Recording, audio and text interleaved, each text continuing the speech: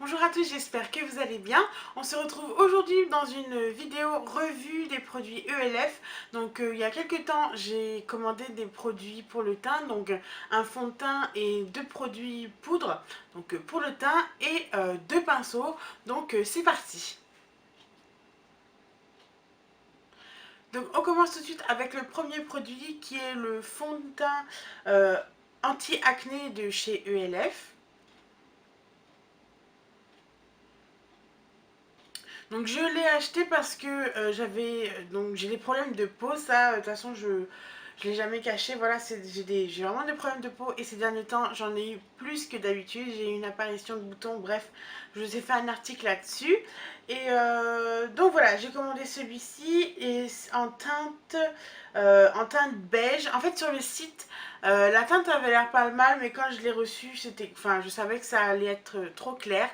Donc c'est clairement trop clair pour moi. Du coup, je le mélange avec un autre fond de teint qui est le Flawless de Benefit, vu qu'il est très orangé. Et le résultat est pas mal. C'est d'ailleurs ce que je porte aujourd'hui. Donc comme vous pouvez voir, le résultat est pas mal. Donc ce que j'ai à dire sur ce fond de teint, alors je l'ai essayé toute seule une première fois déjà pour voir la couleur, donc je me suis rendu compte que ça marchait pas. Mais aussi en fait je trouve que tout seul il marque les zones de sécheresse. J'ai une zone de sécheresse qui est au niveau du front et au niveau des joues, des pommettes. Et c'est vraiment horrible. Enfin, moi, en tout cas, je n'ai pas du tout aimé le résultat. Ça marquait vraiment trop les zones de sécheresse. Donc, au début, je l'avais vraiment laissé de côté. Ensuite, je me suis dit, vu que le Flawless de Benefit est assez, comment dire, hydratant, je trouve. Donc, j'ai essayé de le combiner et ma foi, ça marche plutôt bien. Euh, les zones de sécheresse ne sont pas marquées, au contraire. Mais par contre, au niveau de la couvrance, là, je suis plutôt mitigée. J'avais vu plusieurs revues comme quoi ça faisait un teint lisse, qui c'était assez couvrant, mais moi, je le trouve pas assez couvrant. C'est une couvrance moyenne.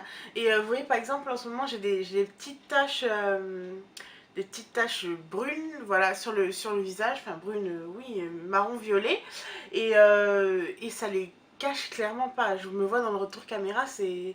Enfin, voilà, ça ne couvre pas assez, je trouve. Mais sinon, quand même, j'aime beaucoup ce produit. Après, anti-acné, je ne le porte pas assez souvent pour vous dire si vraiment c'est un fond de teint anti-acné. Oui, donc j'avais vu plusieurs vidéos voilà, qui disaient qu'il était assez couvrant, donc j'ai voulu le tester. Et bon voilà, je vous dis, résultat mitigé, puisque bon, au niveau de la zone de sécheresse, grâce au fait que je l'ai mélangé avec un autre, ça ne marque plus, mais il n'est pas assez couvrant, donc un petit peu dommage. Mais une fois que je l'aurai vidé, je ne pense que je ne le rachèterai pas, mais je vais continuer à l'utiliser, ça c'est clair. Je ne vais pas le laisser dans un coin ou le jeter. Parce que bon, tout de même, il est pas mal. Il n'est pas exceptionnel, mais il est pas mal. Ensuite, second produit. Donc c'est la poudre libre.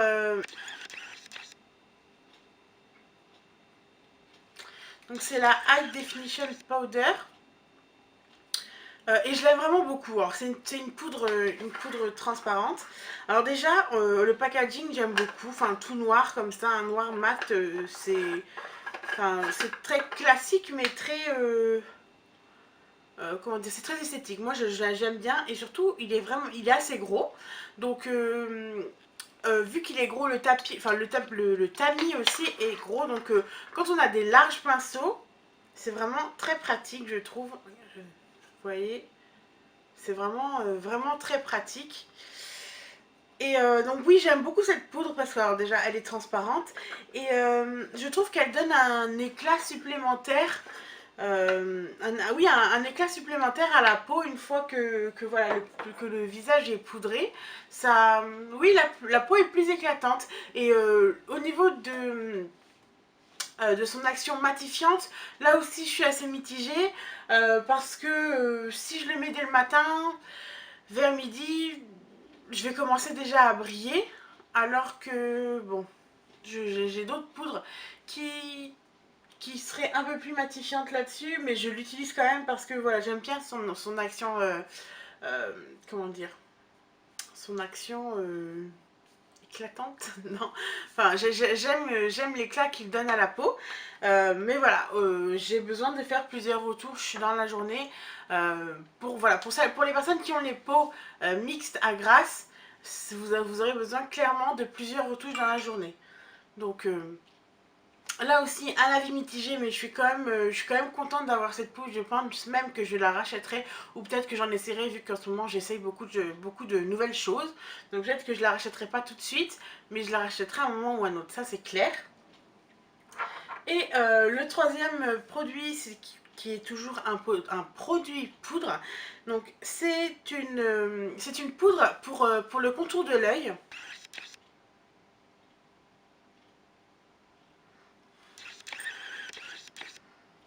Et celle-ci, par contre, je l'adore. Donc, elle s'appelle High Definition Under Eye Setting Powder. Et vraiment, je l'adore parce que elle va vraiment donner vraiment un éclat au-dessus de votre œil.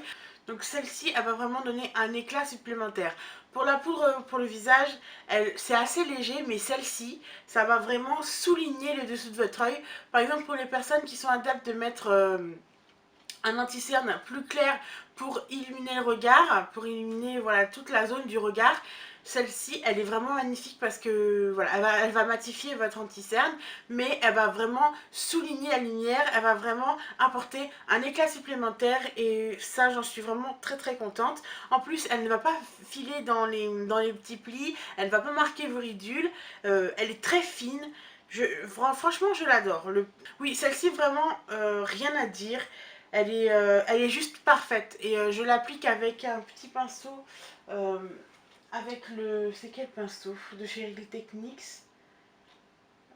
C'est le setting brush. Je l'applique avec le setting brush. Je l'applique avec le setting brush de chez Real Techniques. Et la taille est juste parfaite. Parce que. Voilà. La taille est juste parfaite quand vous ouvrez le packaging.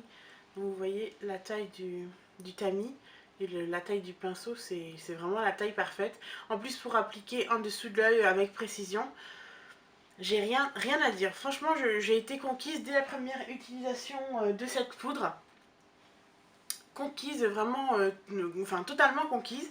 Donc je ne peux que vous la recommander. En plus, vu le prix, je crois que c'était 4 euros. Oui, celle-ci devait être à 4 euros et la grosse poudre entre 6 et 8 euros, si je me souviens bien. Et les deux derniers produits dont je vais vous parler, ce sont deux pinceaux pour les yeux. Parce que voilà, je renouvelle mon stock de pinceaux pour les yeux, parce que, enfin, de mon stock de pinceaux en général. Parce que voilà, j'aime bien en avoir plusieurs même en double, voire en triple. Parce que si j'ai pas le temps, par exemple, de les laver ou quoi que ce soit, d'en avoir des propres sous la main, c'est toujours pratique.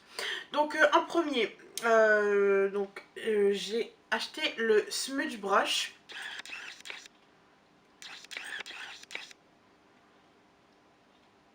C'est un pinceau très court, comme vous voyez, avec des poils assez doux. Et en fait, il est idéal pour déposer du fard à paupières en dessous, au ras de cils inférieur. Et aussi pour dégrader la couleur, pour faire un aspect un peu fumé. Et c'est vrai qu'en ce moment, je l'utilise dans quasiment tous mes maquillages.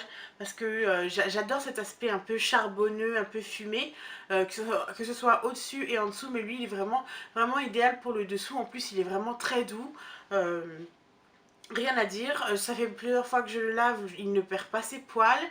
Il est vraiment de très bonne qualité. En plus, je le trouve très esthétique avec ce manche blanc, blanc légèrement nacré. Enfin, j'aime beaucoup.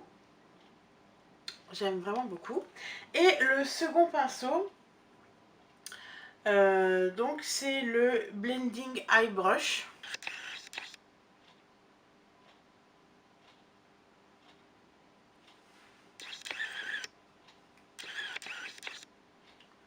Donc c'est un pinceau, je vous avais dit dans une ancienne vidéo que je cherchais un pinceau légèrement fluffy mais quand même assez précis pour pouvoir dégrader les couleurs que je mets en creux de paupière, mais les couleurs les plus foncées, donc on va pas trop estomper. Donc celui-ci est vraiment parfait. Franchement, celui-ci, même quand je voyage, je l'emmène avec moi. Il est tout le temps avec moi. Je l'utilise lors de chacun des maquillages. Parce que il est vraiment très précis. Bon, vous allez d'abord appliquer voilà, votre première couleur légèrement foncée dans le creux de paupière que vous allez légèrement faire remonter. Et ensuite, vous allez appliquer une deuxième couleur plus foncée que vous allez faire fondre légèrement avec celle que vous venez de mettre pour faire un léger dégradé. Et celui-ci est vraiment idéal parce que je vous dis, il est de la bonne taille, enfin du bon diamètre pour pouvoir aller dans le creux de paupière, mais il est quand même assez dense pour pouvoir estomper correctement le fard à paupières que vous venez d'appliquer.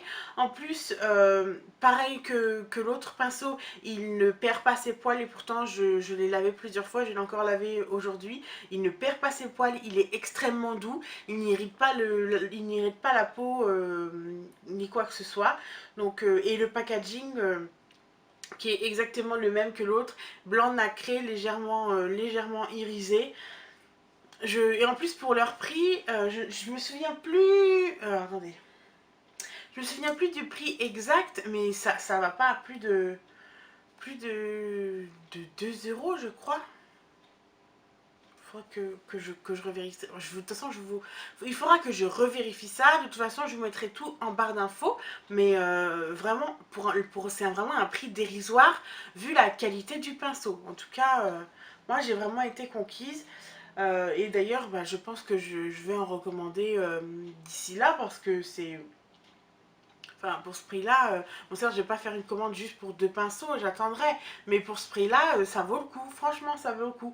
En plus, pour celles qui débutent et qui veulent des pinceaux pas trop chers ni quoi que ce soit, 2 euros pour des pinceaux comme ça, moi je vous dis foncez, franchement foncez.